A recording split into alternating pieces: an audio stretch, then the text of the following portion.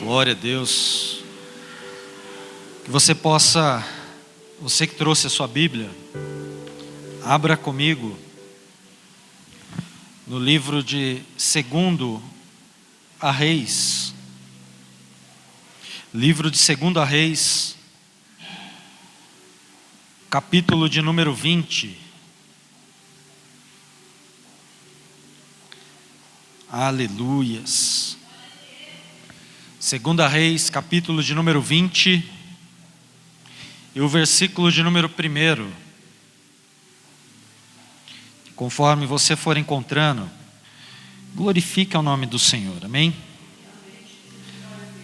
Porque Jesus, Ele se faz presente, e Ele quer falar comigo, e Ele quer falar com você também esta noite, amém? 2 Reis, capítulo de número 20, quem encontrou diga amém. Quem não encontrou, olhe para o telão. Amém? 2 Reis 20, versículo 1. A palavra do Senhor diz assim: Naqueles dias, Ezequias adoeceu e estava perto da morte. O profeta Isaías, filho de Amós, veio ter com ele e lhe disse: Assim diz o Senhor, põe a tua casa em ordem. Olha para essa pessoa maravilhosa que está aí do seu lado e fala para ela assim: põe a tua casa em ordem, porque morrerás e não viverás. Essa parte não é para você ler não, tá? A pastora já falou ali, essa parte eu não vou falar não é para falar essa não. Ei? Glória a Deus. Deus é maravilhoso, amém? Feche seus olhos e oremos. Senhor Deus e eterno Pai, graças te damos uma vez mais esta noite, porque até aqui o Senhor tem falado conosco, até aqui o Senhor tem se manifestado, e por isso, ó Deus, eu lhe peço que o Senhor venha guardar a nossa mente, fazendo, Senhor Jesus, a tua vontade prevalecer, porque a tua vontade, ela é boa, ela é perfeita e ela é agradável. Portanto, Senhor Deus, fale conosco esta noite, Pai, da maneira que o Senhor quiser, Pai, porque a Ti daremos sempre a honra, a glória, o louvor e toda a adoração, pois assim oramos em nome de Jesus. Amém. Glória a Deus. Tome o seu assento glorificando ao Senhor. Amém.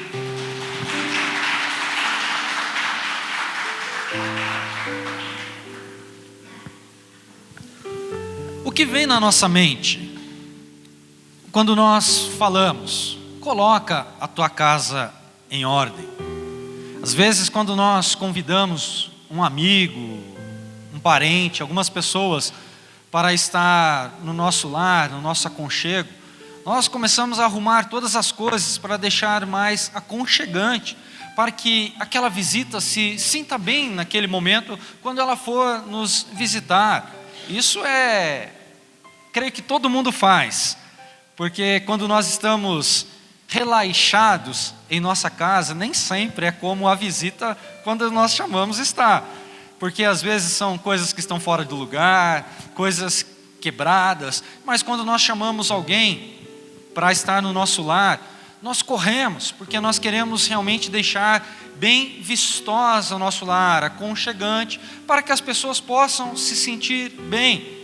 Só que quando nós falamos, esta palavra, colocar a casa em ordem, é porque é necessário que nós coloquemos a nossa casa, ou seja, a nossa vida, de uma maneira ordenada, de uma maneira realmente saudável, tanto fisicamente como espiritualmente. Nós precisamos olhar a nossa conduta, a maneira que nós estamos conduzindo a nossa vida, para que façamos realmente aquilo que agrada ao coração de Deus. E por isso, a nossa casa, ela precisa estar em ordem, todos os dias. Porque imagina comigo, se Jesus ele vem te visitar hoje de supetão, sua casa está em ordem ou não? Será que a sua casa está pronta para a visita de Jesus? Eu tenho medo de ver que pessoas não levam a sua vida com Deus a sério. Eu tenho medo porque o diabo ele não está brincando de ser diabo. Ele é o diabo. E ele quer levar o maior número de pessoas para o inferno. E quantas pessoas têm sido ceifadas, sem a chance de pedir perdão, sem a chance de se reconciliar com Deus, porque para muitos pôr a casa em ordem é se consertar do erro, parar de pecar. E eu quero dizer para você, você não vai parar de pecar enquanto você estiver aqui nesta terra, porque você é um ser humano. Olha para essa pessoa que está, só dá um beliscão nela. Eu não posso alcançar minha amada. Se ela gritou, glória a Deus, porque ela está viva. Agora se ela não gritou é porque é um fantasma, sai correndo.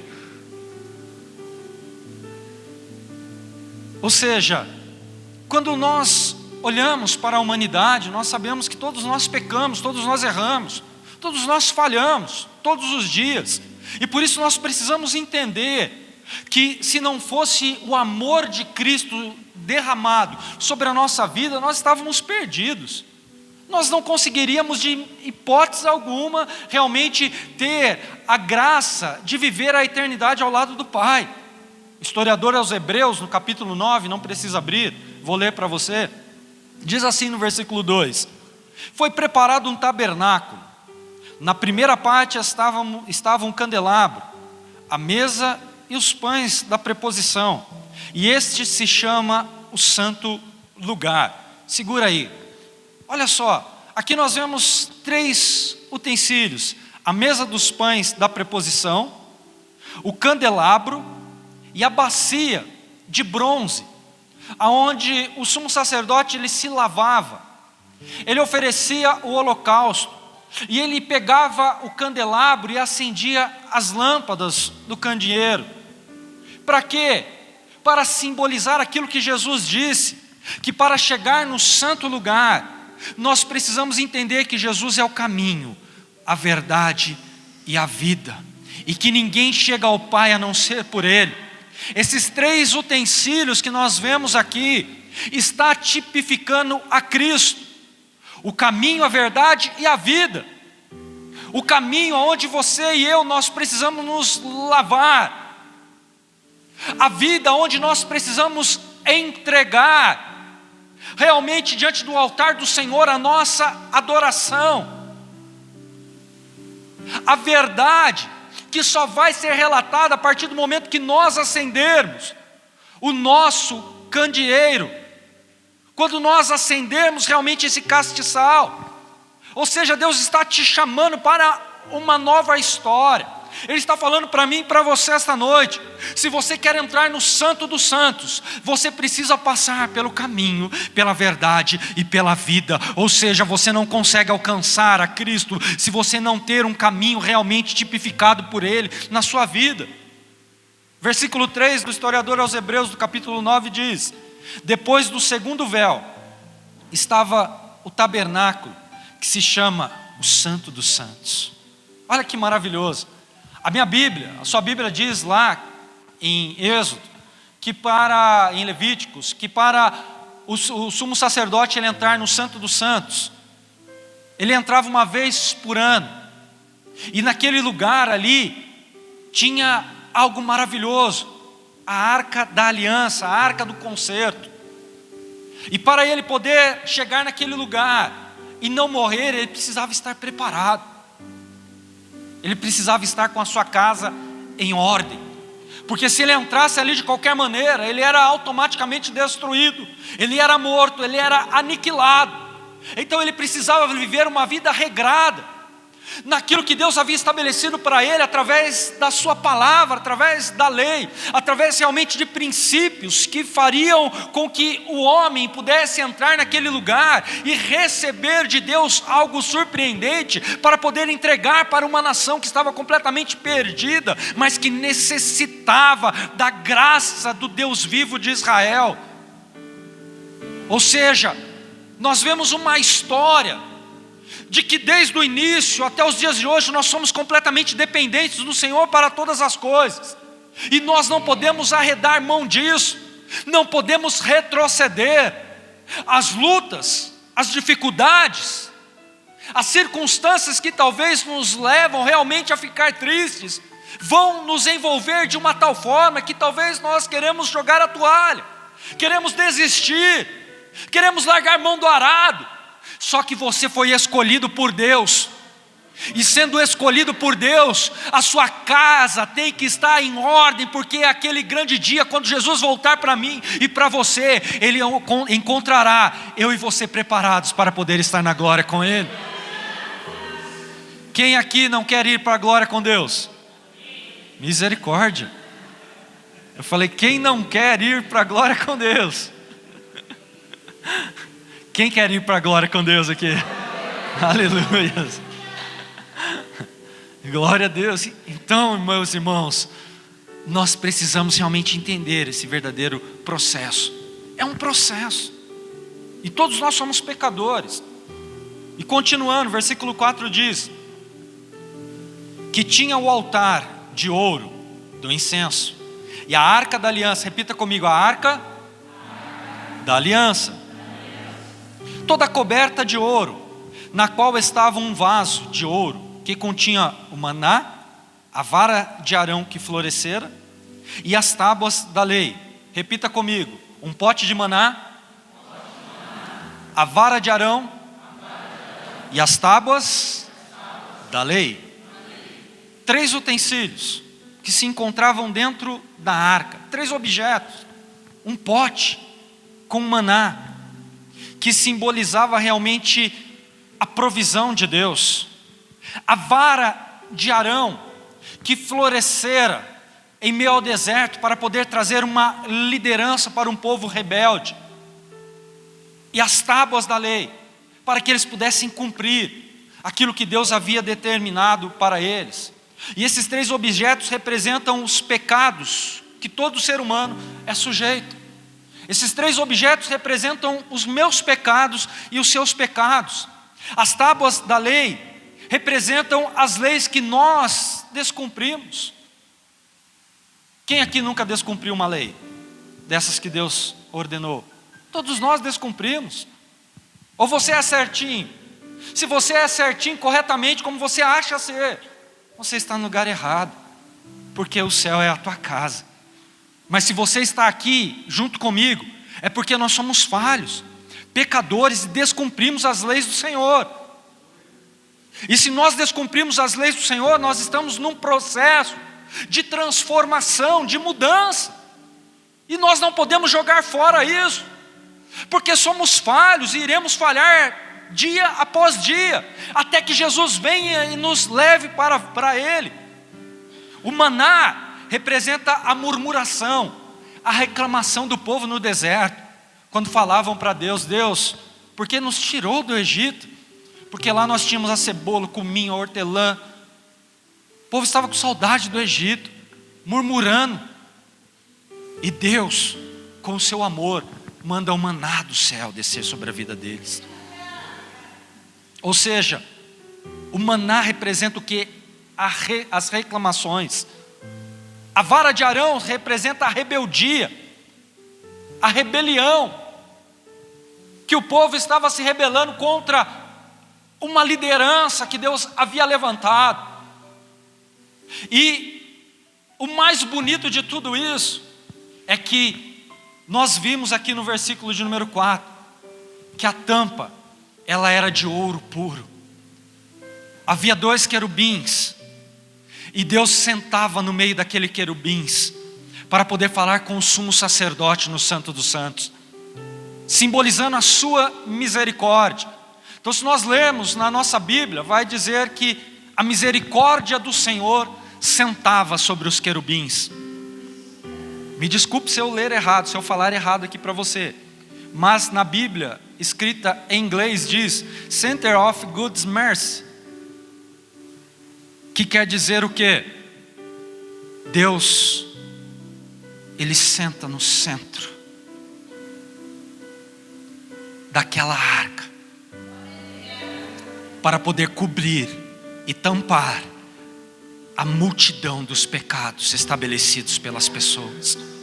O que eu quero dizer para você nós vimos que Deus ele coloca essa tampa de ouro puro, que é a representação da sua pureza, para cobrir os pecados que eu e você cometemos.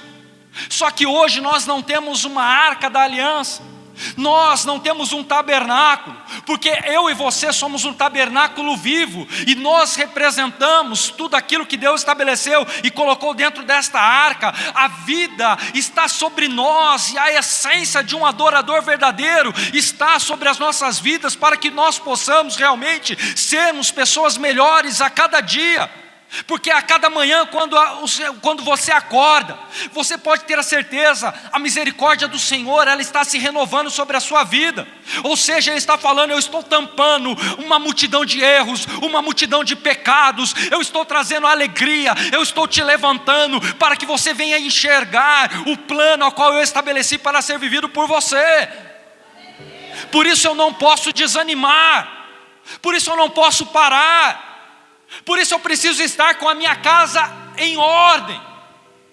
Eu preciso ser grato ao Senhor, porque desde o dia do seu nascimento até o dia de hoje, você pode estar passando por um momento onde você será levado embora, e por isso você precisa ser grato ao Senhor. Porque se Jesus ele olhar para você e vai falar: a casa do meu filho, a casa da minha filha, ela está em ordem, venha para o repouso. E será que nós estamos assim? Aqui nós vemos que Isaías ele olha para Ezequias, e ele vê que Ezequias ele não está com a sua casa em ordem. A vida de Ezequias era uma vida de total fidelidade a Deus. Aí você pode perguntar para mim: mas por que ele não estava com a sua casa em ordem? Olha que o versículo de número 2 do capítulo 20 de 2 Reis diz: então virou Ezequias o rosto para a parede e orou ao Senhor. Porque Deus havia decretado que se ele não colocasse sua casa em ordem, ele morreria. Por isso ele vira o seu rosto para a parede, e ali ele começa a orar ao Senhor. E o Senhor começa a sentir realmente o anseio de viver, porque ele viu que ele estava errando, que ele não estava ensinando, que ele não estava realmente dando diretrizes à geração que viria. E era necessário ele se levantar, porque neste momento bateu um desespero, e ele viu que não estava pronto para partir. E ele falou: e agora, o que será de mim? Eu não estou pronto. Deus, não tira a minha vida neste momento. Será que nós estamos prontos? Será que se Deus ele chega para você hoje, através de um profeta, e fala: ei, morrerás, porque assim diz o Senhor, o que você faria? Viraria o rosto para a parede, ajoelharia, orava a Deus, fala: Deus, me dá mais uma oportunidade. Quantas pessoas têm tido oportunidades atrás de oportunidades e não têm valorizado aquilo que Deus está fazendo? Quantas pessoas foram levadas ao ápice e ali Deus estendeu as mãos e trouxe para perto de novo? Pessoas que foram provadas em suas vidas e podem muito bem olhar para trás e falar: Deus, se eu estou vivo é porque o Senhor me sustentou, é porque o Senhor me deu forças. Olha para essa pessoa aí e fala para ela: você está pronto para partir?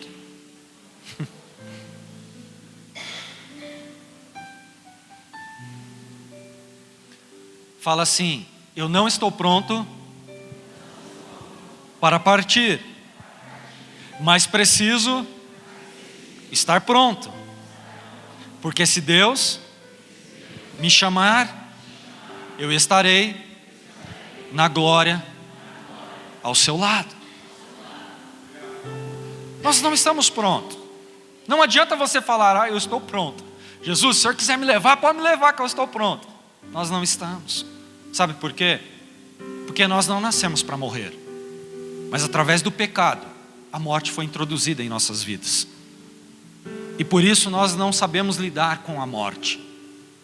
Mas quando nós realmente estamos firmados vocacionados naquilo que Deus, porque nós sabemos que tem um alvo a ser alcançado, da eterna salvação ao lado de Cristo, nós lutamos para sermos pessoas melhores, a cada dia, a cada instante, porque pecar nós iremos, mas nós precisamos entender que há uma necessidade de estarmos prontos para esse grande dia.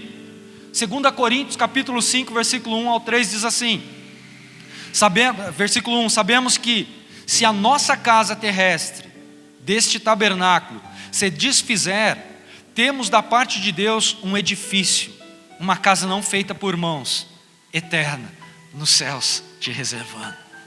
Olha só que maravilhoso, se essa casa, ou seja, o nosso corpo, se desfizer, nós temos um edifício preparado, uma casa não feita por mãos humanas, mas um edifício preparado para você estar ao lado de Deus a todo momento. Por isso nós precisamos lutar contra as nossas próprias vontades. Nós precisamos determinar que eu não estou aqui apenas para fazer aquilo que agrada o homem, mas eu preciso estar aqui para agradar a Deus diante da sua santidade, diante daquilo que Ele fez por mim. Eu preciso estar aqui para poder olhar para as pessoas e olhar para Jesus e falar: vamos lutar, porque existe um edifício preparado para todos nós morarmos. Só que infelizmente muitos não querem, e por não querer, não desfrutarão da glória vindoura do Senhor. Só que nós precisamos observar, porque não adianta eu ter uma arma na mão e não saber usar. Não adianta você realmente ter, talvez, a Bíblia e não saber usar. Ela é algo, um instrumento que Deus deixou para mim e para você, para nós manusearmos da melhor maneira possível.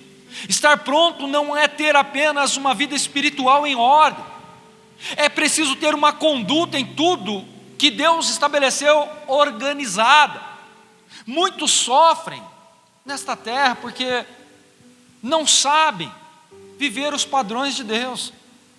Muitos sofrem porque estão buscando primeiro os meios terrenos e esquecem que existem coisas sobrenaturais reservadas.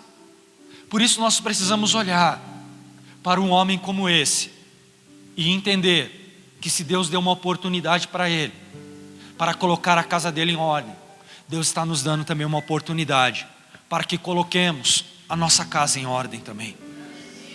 Porque a partir do momento que nós andarmos organizadamente, você pode ter a certeza, Deus ele vai achar graça em você, e Ele vai estender as mãos para te abençoar.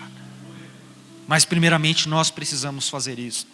2 Reis 18, 5, a palavra do Senhor diz: no Senhor Deus de Israel confiou, de maneira que depois dele não houve quem lhe fosse semelhante, entre todos os reis de Judá, nem entre os que foram antes dele. Olha só, Ezequias era um homem de fé. A confiança em Deus gerou grandes resultados, grandes conquistas, grandes batalhas ele venceu, porque ele estava firmado, ele estava ali confiante em Deus. Era um homem realmente que temia ao Senhor, e a Bíblia diz que não houve outro rei como ele, na fé, na confiança, nas coisas que ele fez. E por isso eu e você, nós precisamos confiar em Deus, para que possamos receber os resultados maravilhosos, assim como ele fez, assim como Ezequias recebe esta dura palavra de Isaías e ora a Deus. Talvez você esteja falando: por que eu estou ouvindo isso? Não precisava, queria ouvir outra coisa, só que não é desta maneira.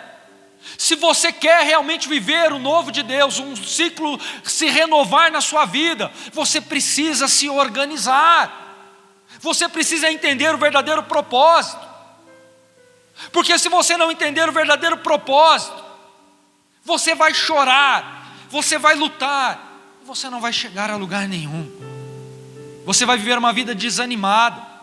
Versículo 5 diz que Ezequias voltou e disse, que Isaías volta e diz a Ezequias: príncipe do meu povo, assim diz o Senhor Deus de teu pai Davi, ouvi a tua oração e vi as tuas lágrimas, eu te curarei. Olha que maravilhoso. Ele estava completamente transtornado, porque imagina comigo, se eu chego para você aqui esta noite e falei: coloca a tua casa em ordem, porque não viverás, mas morrerás. Como você vai ficar? Imediatamente você vai dobrar o seu joelho, vai orar a Deus, porque você não quer morrer, porque nós não queremos, para pedir que as misericórdias do Senhor venham sobre as nossas vidas. Só que nesse momento, quando Isaías ele vai embora, Deus ordena para Isaías: volta lá, porque eu ouvi a oração e o choro do meu filho. Não, você não está entendendo. Deus está dizendo para você aqui esta noite: eu estou ouvindo a sua oração, eu estou ouvindo o teu choro. Eu sararei a tua terra, eu te curarei, eu te colocarei de pé, eu transformarei a tristeza em alegria, o pranto em alegria. Ei, eu vou cessar as lágrimas do seu rosto, eu vou mostrar para você que eu continuo trabalhando a favor daqueles que me amam, eu continuo fazendo a vontade daqueles que me servem e que me adoram. Basta você crer. Basta você orar. A oração ela é o motivo de você estar de pé. A oração ela é a chave que vai te impulsionar realmente a girar o seu motor e fazer com que você venha realmente chegar no objetivo, alcançar o alvo, desfrutar da promessa e fazer o nome do Pai ser glorificado. Então, se você sentou ali naquele banco e tem um volante na tua frente, ei, vira a chave, porque você vai ver a ignição ela rodar, o seu motor vai pegar e você vai se alegrar, porque há uma promessa de Deus sobre a sua vida, porque Deus ele não quer que você venha morrer sem desfrutar daquilo que Ele estabeleceu para ser vivido por você. Há tempo para todas as coisas.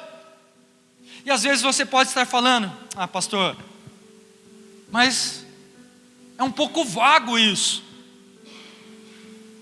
fica um pouco sem nexo, porque o profeta primeiro ele chega e fala: ei, morrerás se não colocar a tua casa em ordem. Aí o profeta está indo embora, aí daqui a pouco Deus fala com o profeta: volta lá e fala que ele não vai morrer, que eu ouvi a oração dele. Aí ele volta no mesmo instante: ei, Ezequias, não morrerás mais, mas viverás, Deus acrescentará alguns anos de vida para você. Aí ele fala para o profeta: só acreditarei se eu ver algum sinal de Deus.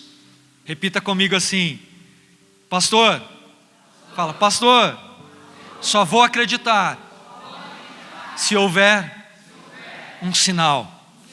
Olha só Ezequias, assim como eu e você, nós sempre pedimos a Deus um sinal, e para Deus solucionar algumas dúvidas que ficam em nossa mente. Assim como Ezequias, hoje você também vai viver o sobrenatural, eu creio, porque Ezequias creu que Deus poderia mover algo ao seu favor, e a Bíblia diz que ele falou: Deus, eu preciso de um sinal, e Deus faz o sol retroceder. Não, você não está entendendo. Naquele momento, você já viu o sol retroceder? Eu nunca vi.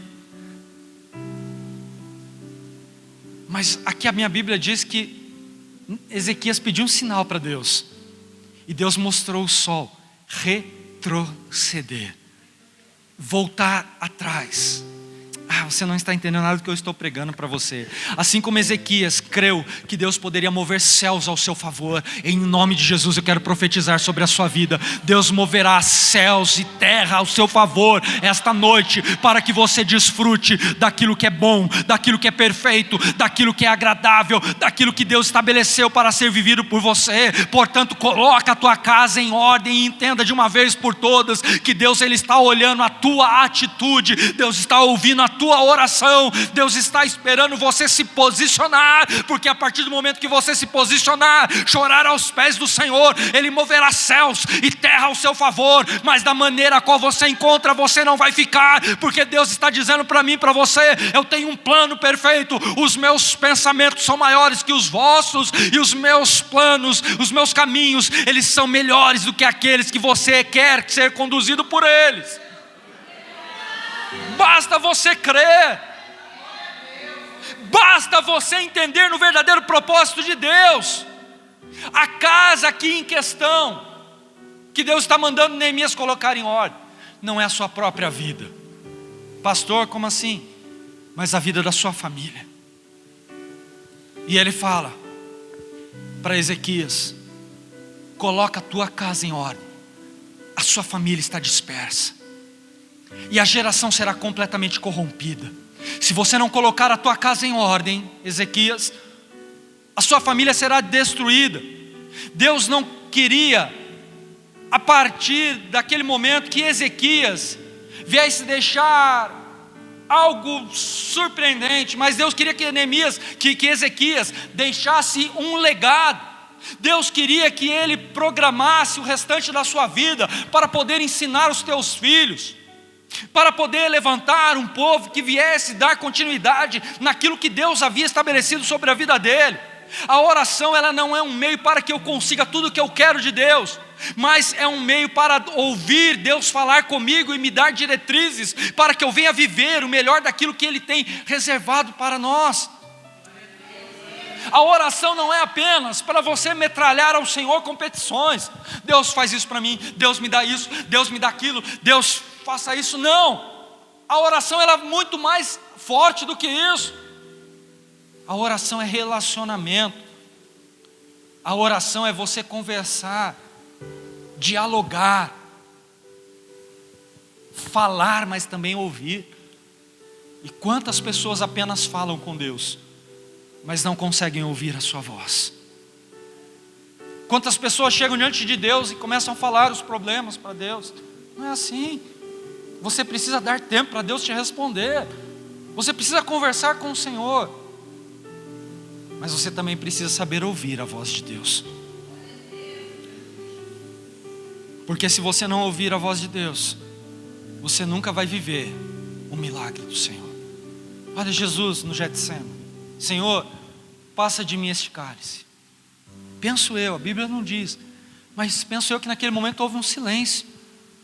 Porque Jesus chegou diante de Deus e falou: Pai, olha tudo que eu vou passar. Será que vale a pena eu passar por tudo isso? Passa de mim este cálice, Senhor. Aí Deus começou a mostrar você aqui essa noite. Aí Jesus, ele fala: Pai, eu já entendi, não seja a minha vontade, mas a sua que estás nos céus. Por causa deles eu vou até o final. Isso é relacionamento, é falar, mas também saber ouvir. Ezequias, ao receber 15 anos, os 15 anos que lhe fora entregue, foram anos perdidos, porque Ezequias não correspondeu com um benefício ganho, um benefício extraordinário. Era para morrer naquele dia, mas Deus deu mais 15 anos de vida para ele. E o que ele fez? Nada. Quais os benefícios que Deus tem te dado? O que você tem feito? Qual o puxão de orelha que Deus está te dando? Não é para você cruzar os braços e ficar esperando a vida passar. Deus está te chamando para você realmente se posicionar e viver de uma forma completamente verdadeira. Não dá para você se maquiar, não dá para você levar uma vida de brincadeira. E aqui eu abro um parênteses, porque quantos estão tendo outra oportunidade e não melhor? Quantas pessoas Deus está dando oportunidades para poder viver mais um pouco e se transformar, e não abraçam esta oportunidade. A geração de Ezequias, ela falha. Jeremias 15:4 diz: entregá-los-eis ao desterro em todos os reinos da terra, por causa de Manassés, filho de Ezequias, rei de Judá, por tudo que fez em Jerusalém. Manassés era filho de Ezequias, que foi um mau rei, péssimo.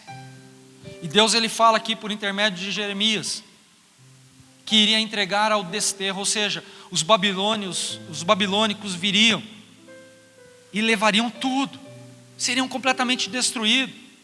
Foi a geração que mais se afastou de Deus, que mais ficou longe do Senhor, que mais trouxe tristeza para Deus, porque não houve ensinamento do pai para o filho. Ei, você que é pai, o que você tem ensinado para o seu filho? Ei, você que é pai, o que você tem dito para o seu filho realmente viver as promessas de Deus? Quais são os ensinamentos que você tem colocado? O que Deus tem te direcionado através das orações para você realmente fazer aquilo que lhe apraz? Você precisa entender que Deus é misericordioso, mas Ele também é justiça. Que Deus Ele abençoa, mas quando Ele vê a negligência de uma pessoa, Ele também castiga. Só que às vezes o castigo não é para trazer destruição, o castigo é para você entrar no prumo. Mas quando você olha para o castigo e você apenas murmura, reclama e não entende o verdadeiro propósito de Deus na sua vida, é porque você não está dando a mínima para aquilo que Deus ele está fazendo por você. Você precisa entender que para nós alcançarmos com êxito aquilo que nós queremos, nós precisamos manusear da melhor forma possível aquilo que Deus colocou nas nossas mãos. Porque se você não manusear da melhor forma possível aquilo que Deus colocou nas tuas mãos, Deus vai cobrar de você, assim como Ele cobrou de Ezequias. O que Ezequias estava fazendo com a sua família? Nada. E por isso ele foi cobrado. Até mesmo a sua vida Deus queria tirar, mas no momento que ele orou, Deus falou: eu sou misericordioso, acrescentarei mais 15 anos.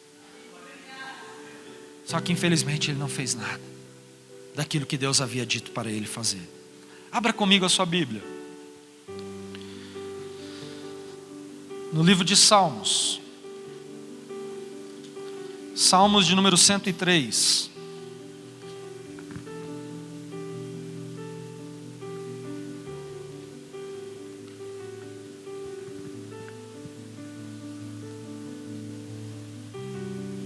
E o versículo de número 2, a palavra do Senhor diz assim, Salmos de número 103, 103, versículo de número 2, a palavra do Senhor diz assim: bendize, ó minha alma, ao Senhor, e não te esqueças de nenhum dos seus benefícios.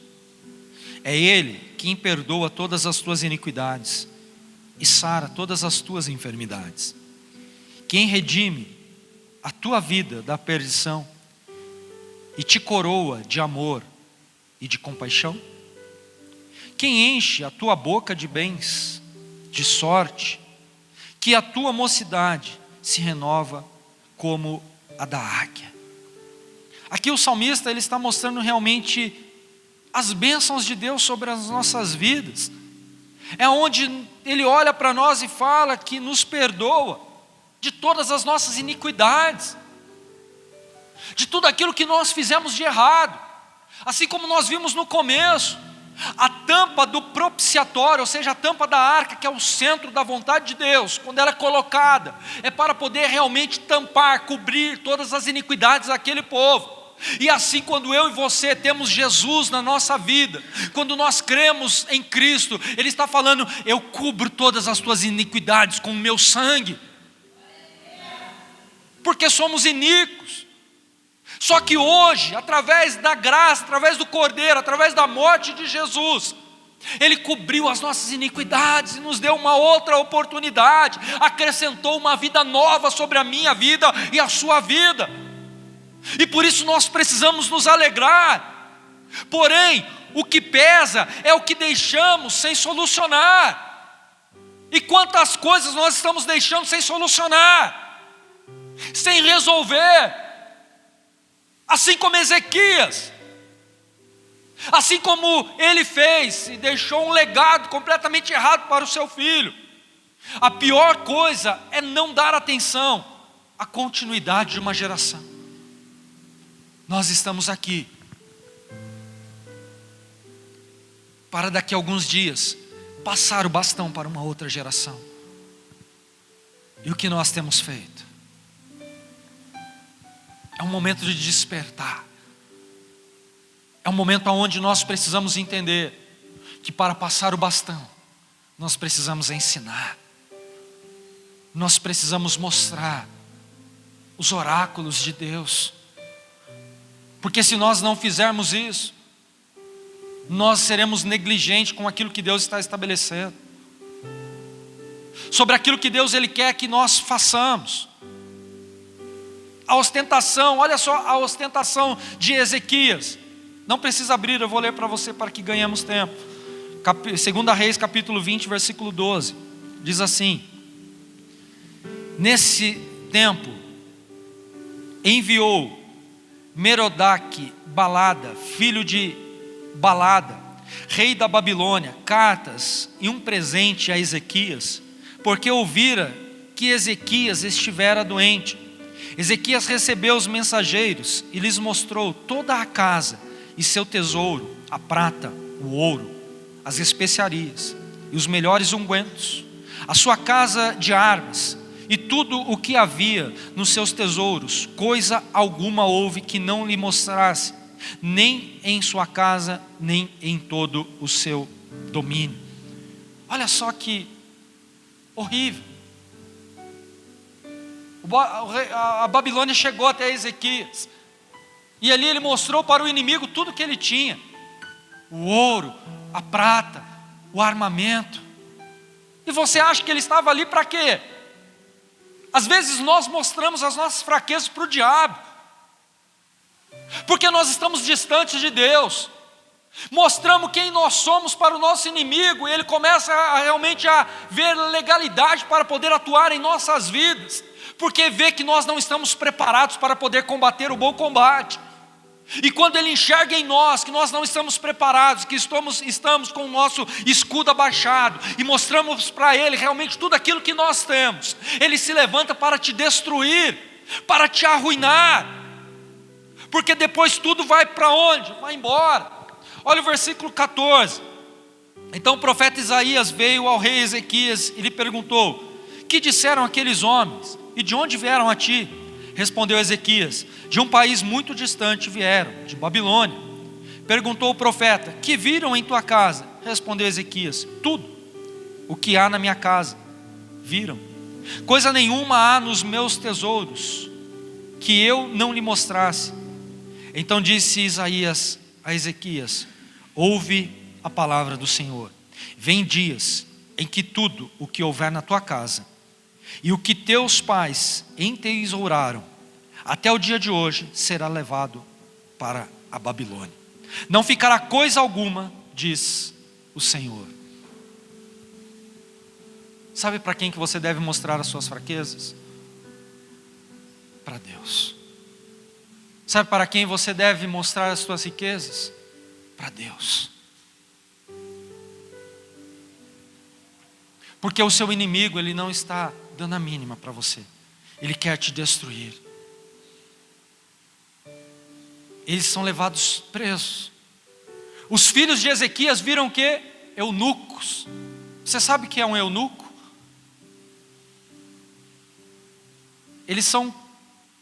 Os seus órgãos genitais são cortados, para que ele não venha ter filhos, para tomar conta das mulheres do rei. E os filhos de Ezequias viraram eunuco. Não puderam dar continuidade à herança, não puderam deixar um legado. E cá entre nós,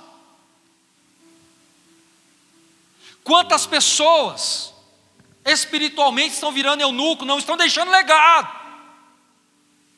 não estão levantando pessoas para dar continuidade. Nós Nós precisamos mudar o nosso conceito, o nosso pensamento. Nós precisamos realmente entender que existe uma nova geração se levantando, e nós precisamos ensiná-los a ser forte, porque se nós não ensinarmos eles a lutar, a ser forte, a não deixar que nenhum ventinho venha derrubar, nós iremos fraquejar na missão. A missão é minha e a sua. Repita comigo: a missão de levantar uma geração é minha. Eu serei, diga, fértil. Eu não sou um eunuco espiritual. Eu dou vida e farei os meus irmãos se alegrarem e desfrutarem de um novo ciclo, cheio de promessas e de esperança em Deus.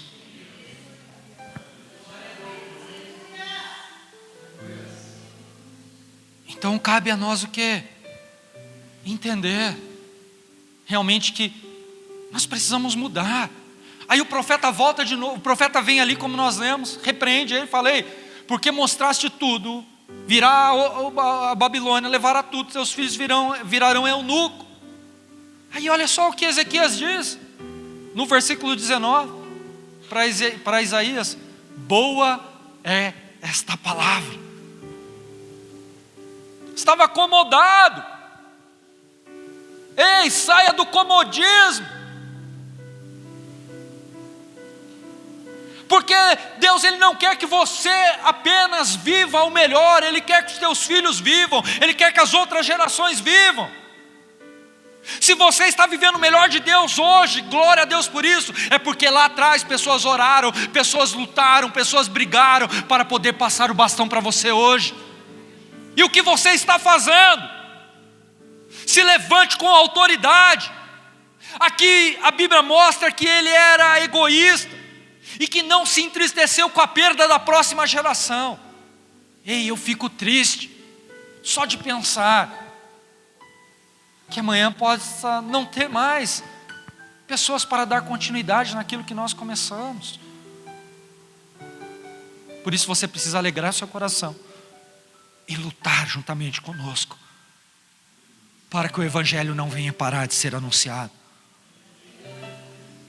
E aqui eu faço uma pergunta, responda para você: como você está cuidando da casa de Deus? O que eu estou construindo para a próxima geração? Somos responsáveis por renovar a aliança com a próxima geração. Deus queria que os filhos de Ezequias não perdessem o que foi construído. Agora imagina comigo a luta.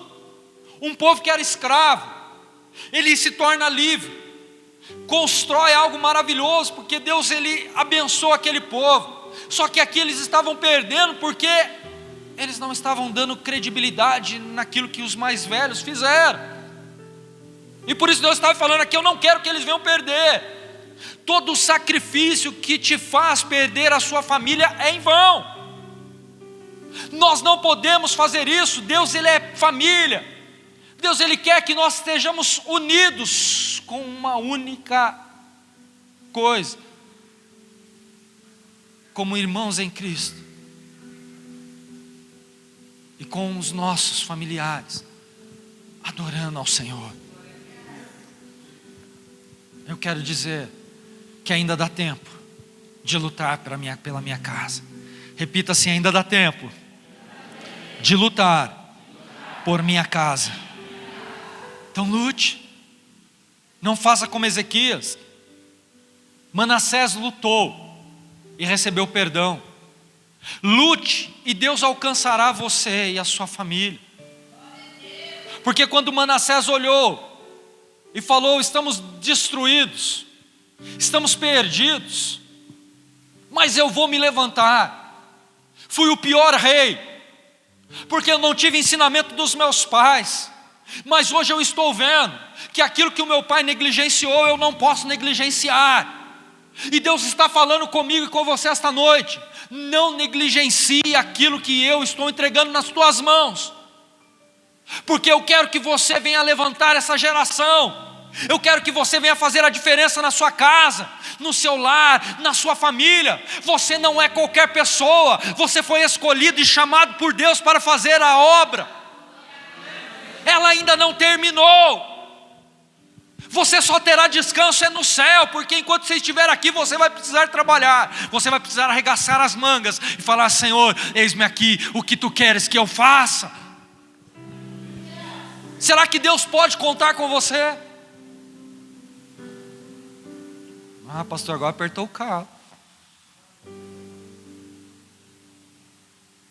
Será que Deus pode contar com você? Só 1, 2, 3, 4, 5, 6. Vai aumentando. Será que Deus pode contar com você, irmão?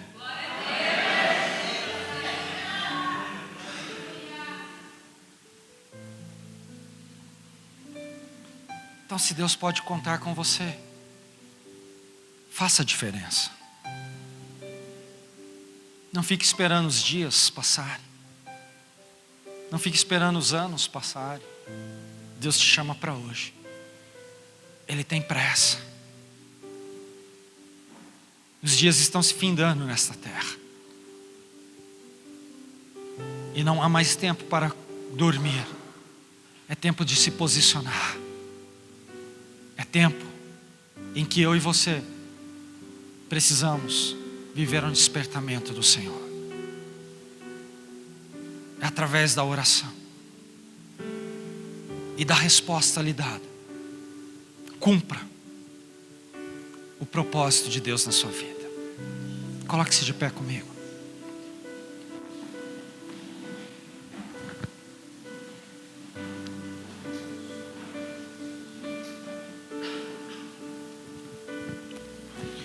Eu não sei o que você veio buscar aqui esta noite. E nem preciso saber. Mas Deus, Ele sabe. E Ele quer que você venha se posicionar diante de um propósito, do chamado estabelecido. Ele quer que você venha olhar diante da situação a qual você talvez esteja passando. Porque Ele quer cobrir os teus pecados. Porque às vezes você fala assim: eu não vou fazer a obra de Deus porque eu sou cheio de pecado, sou cheio de falhas. Quem não é? Todos nós somos. Mas Jesus, Ele te chama, porque enquanto você faz a obra, você se fortalece. Feche os teus olhos. Senhor Deus e eterno Pai, onde houver um coração quebrantado aqui esta noite, onde houver, Senhor Jesus, uma mente cativa ao senhorio de Cristo, eu lhe peço, ó Deus, que o Senhor venha tomar em tuas mãos, repreendendo todo o mal, trazendo, Senhor Jesus, a tua alegria, tirando todo espírito de acusação, de apontamento, porque às vezes aquilo que aponta, aquilo que acusa, é para tirar realmente você do propósito. E quando você está fora do propósito, bem baixinho por favor, e quando você estiver fora do propósito, você não consegue viver o milagre, porque o teu choro não é de alegria, mas de tristeza, porque você não tem visto realmente o melhor daquilo que Deus preparou. Só que essa noite você vem no lugar certo, aonde Jesus, Ele está olhando para o teu coração, aonde Jesus está olhando para os teus sentimentos, olhando para aquilo que você estava decepcionado e falando para ti: eu enxugo as tuas lágrimas, filho meu, eu tiro toda a decepção. Não está mais sozinho, não está mais abandonado, eu estou contigo, eu te conduzirei a viver a minha promessa, a viver o plano perfeito. Deus, Ele te chama para viver o novo. Deus não quer que você venha ficar aí triste, cabisbaixo. Deus não quer que você venha ficar aí sentado apenas estamos olhando o tempo passar. Deus te chama porque Ele tem uma grande obra na tua vida. E Ele diz para mim e para você: aquele que começou a boa obra, Ele é fiel para terminá-la. Deus começou uma obra na tua vida. Você pode ter entrado aqui triste, você pode ter entrado aqui chorando, falando: não dá mais, não consigo mais. Só que o Senhor está falando para você, e claro que você consegue. Te machucaram, te humilharam, te apontaram, pisaram em você. Só que hoje Deus, Ele te chama: vem para perto do meu altar, que eu quero renovar as tuas forças, eu quero te colocar de pé, eu estou pronto para ouvir a oração. Ah, se os meus pais, eles negligenciaram como Ezequias, ah, se eu fui um mau rei, ah, Senhor, eu lhe peço perdão, Pai, porque eu sei que a partir de hoje, eu viverei algo novo do Senhor na minha vida.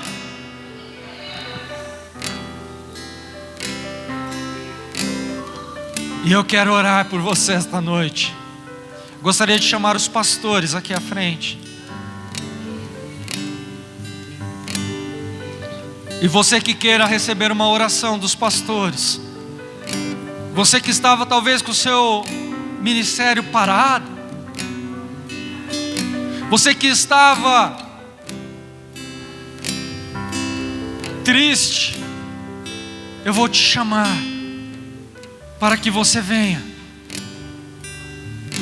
receber uma oração, porque eu sei que você sairá daqui completamente transformado, porque a boa obra foi Deus que começou, e se você está vivo, ela ainda não terminou. Você pode estar olhando para a situação, e você pode estar falando assim: Deus, acabou tudo, já não aguento mais. Só que Deus está falando: não morrerás, mas viverás e contarás as minhas obras que comecei na tua vida.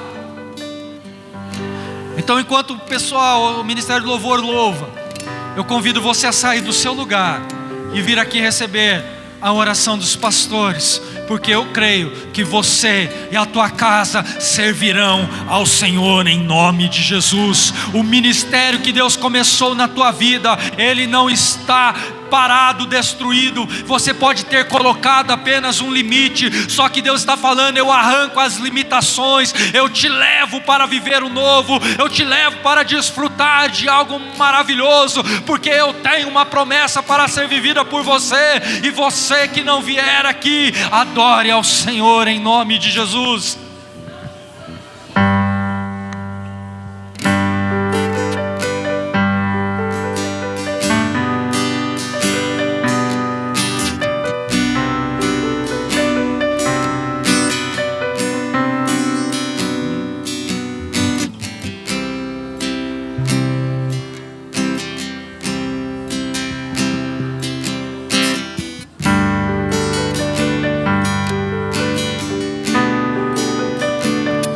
Eu largo tudo pra viver o tudo.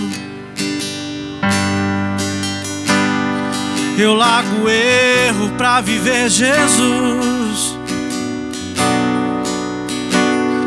Eu largo a vida pra viver a tua. O oleiro me refaz.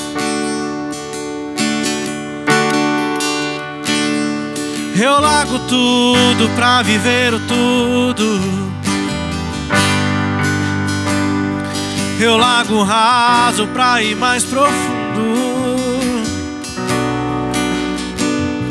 Te busco como o ar que preciso respirar. E quebra-me quantas vezes quiser. Me refaz.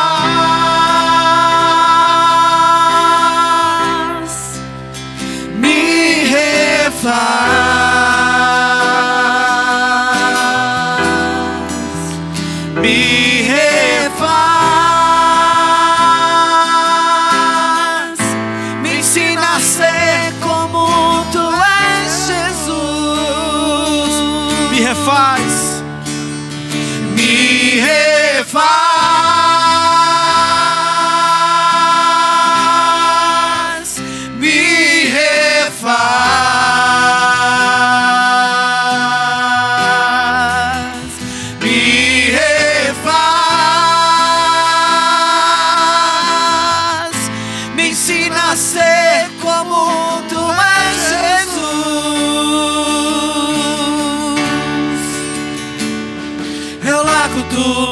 pra viver o tudo.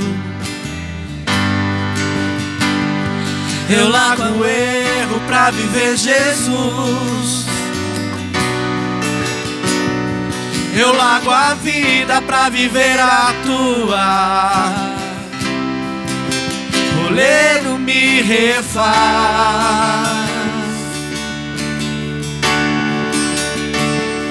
Eu largo tudo pra viver o tudo.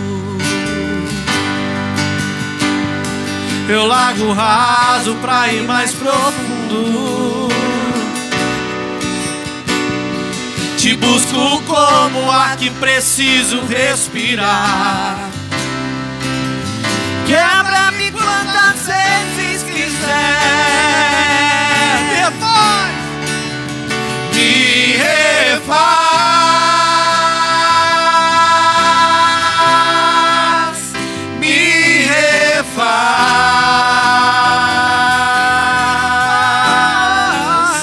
Me refaz. Me ensina a ser como tu és, Jesus. Me refaz.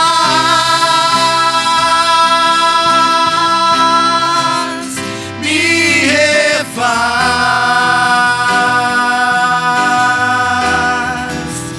Me refaz.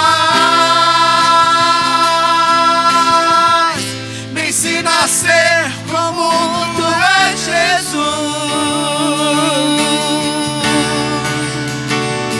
Ainda que dor, eu quero ser moldado. Ainda que dor, eu quero ser curado. Vai gerando marcas que teve o Cordeiro. Eu largo meu eu para ser transformado. Ainda que dor, eu quero ser moldado. Ainda que dor, eu quero ser curado. Vai gerando marcas que teve o Cordeiro. Eu largo meu eu para ser transformado. Ainda que dor, eu quero ser moldado. Ainda que dor, eu quero ser curado. Vai gerando marcas que teve o Cordeiro. Eu largo meu eu para ser transformado. Ainda que dor, eu quero ser moldado. Ainda que dor, eu quero ser curado. Vai gerando marcas que teve o Cordeiro. Eu largo meu eu para ser transformado. Me refaz.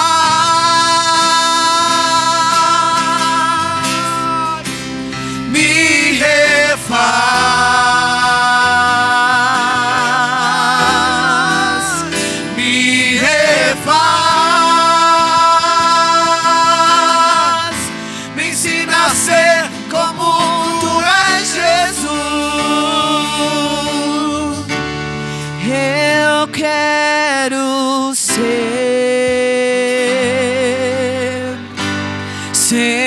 Senhor amado,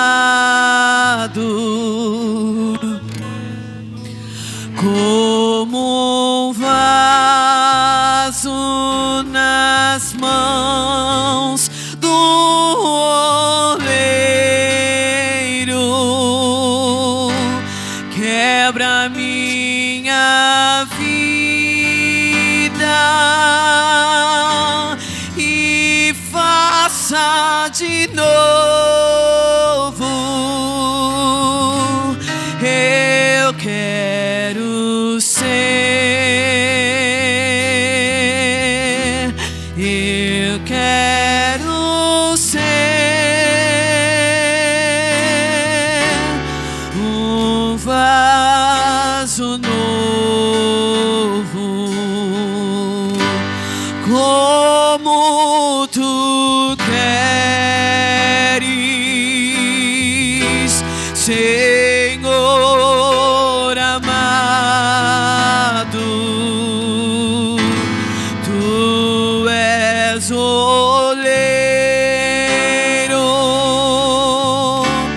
e eu vaso.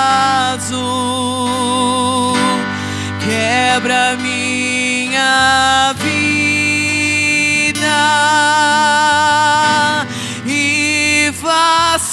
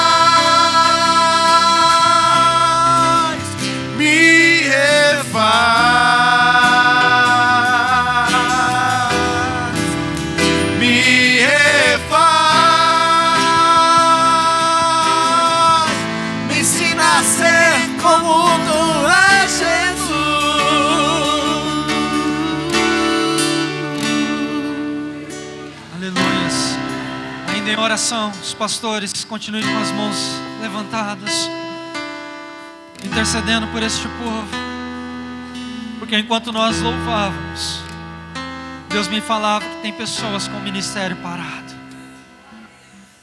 e Deus ele fala: eu tenho ainda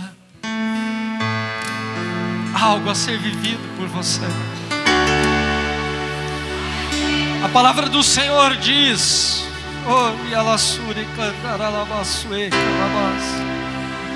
lá em 1 Samuel capítulo 3, naqueles dias, a palavra do Senhor era muito rara, as visões já não eram tão frequentes, e certo dia, tendo se deitado, o menino, aonde a presença do Senhor estava, ele ouviu a voz te chamar: Samuel, Samuel, Samuel. Ele se levantou, foi até Eli e disse: eis-me aqui, Senhor, o que tu queres?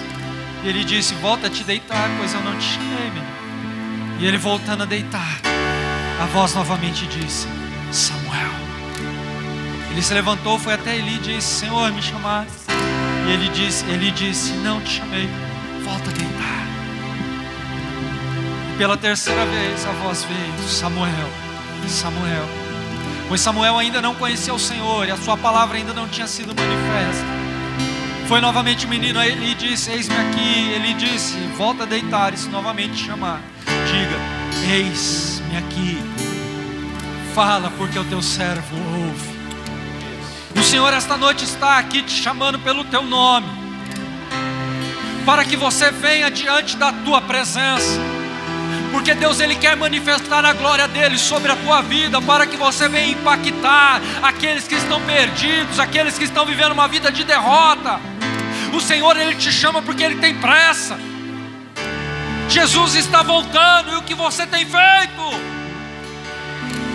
Senhor Deus, eu te peço, Pai, onde houver, Pai, uma vida, Senhor Jesus, ó Deus, uma pessoa para exercer o chamado estabelecido pelo Senhor, que o Senhor levante com autoridade, com unção, com propósito, Pai, fazendo o Senhor Jesus se movimentar, ó Pai, céus e terra, Pai, assim como o Senhor ouviu a oração do seu filho, Pai, Ezequias, Pai, ouça a oração dos teus filhos, Pai, mas que os teus filhos orem com propósito e com a certeza de fazer prosperar aquilo a qual o Senhor está enviando sobre a vida deles. Portanto, ó Pai, eu lhe peço e libero, Pai, com autoridade o renovo, eu libero com autoridade um novo tempo estabelecido, Pai, para que os teus filhos venham se colocar de pé e viver a promessa do Senhor na vida deles e na vida de toda a sua família, em nome de Jesus. Portanto, diga comigo assim: Senhor Jesus, fala: Senhor Jesus,